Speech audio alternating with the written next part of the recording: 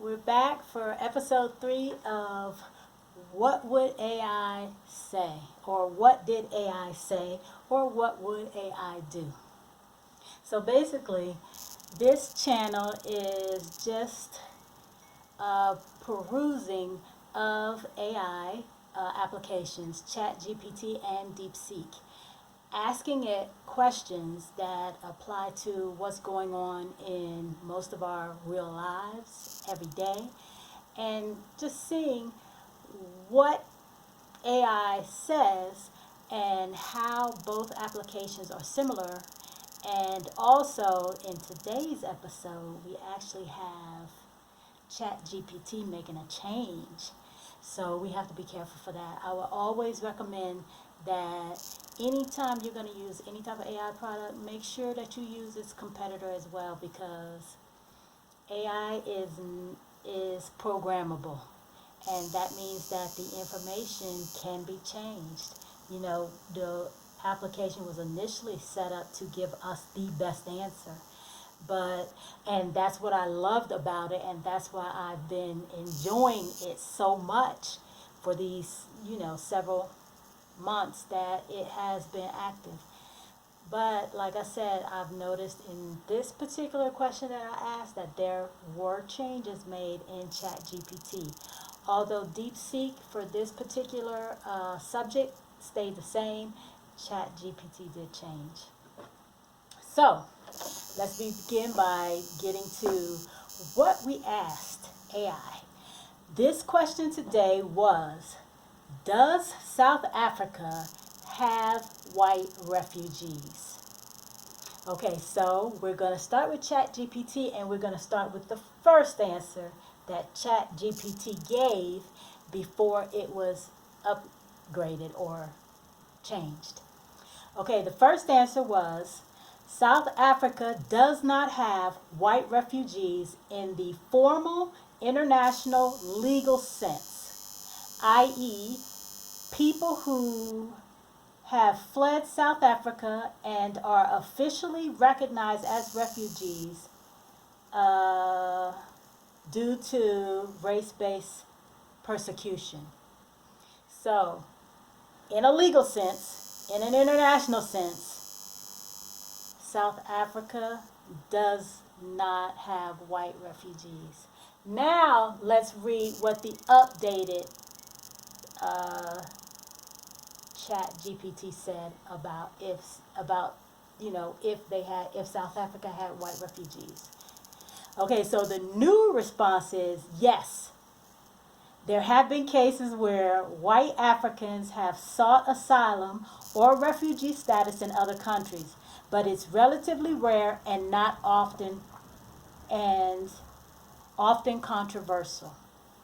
Some white South Africans, particularly farmers, have cited violent crime, targeted attacks, or fears of racial discrimination as reasons for seeking asylum abroad.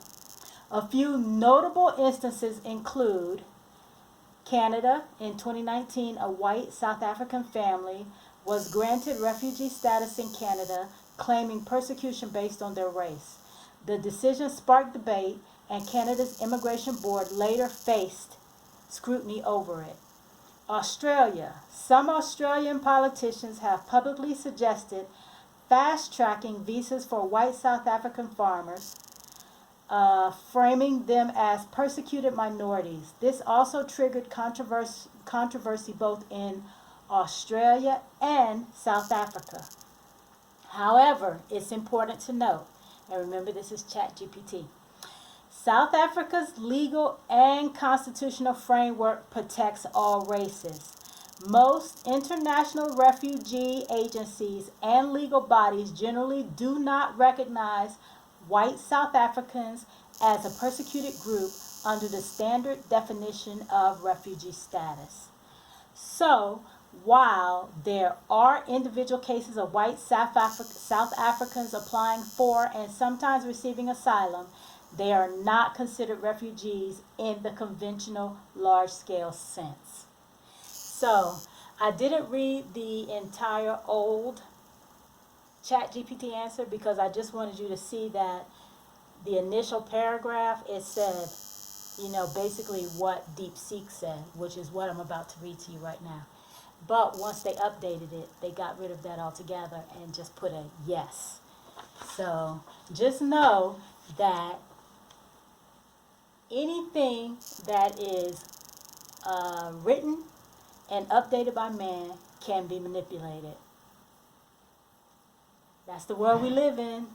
Okay, so now let's hear what Deepseek had to say to the same question. Does South Africa have white refugees? And here we go. South Africa does not have an officially recognized group of white refugees under international laws. However, individual cases of white South Africans seeking asylum abroad have occurred, often citing concerns such as violent crimes, land disputes, or economic instability. Key points to consider. Legal definition of refugee. The 1951 Refugee Convention defines refugees as those fleeing persecution based on race, religion, nationality, political opinion, or social group. While some white South Africans claim persecution, these claims are contentious and not broadly recognized by international bodies like the UNHCR. Okay, number 2, farmers and asylum claims. Reports of violence against white farmers, often referred to as Boers, have led some to seek asylum in countries like Australia, the US, or European nations. However, most governments evaluate such claims on a case-by-case basis, and there is no formal recognition of white South Africans as a persecuted group. 3. South African context.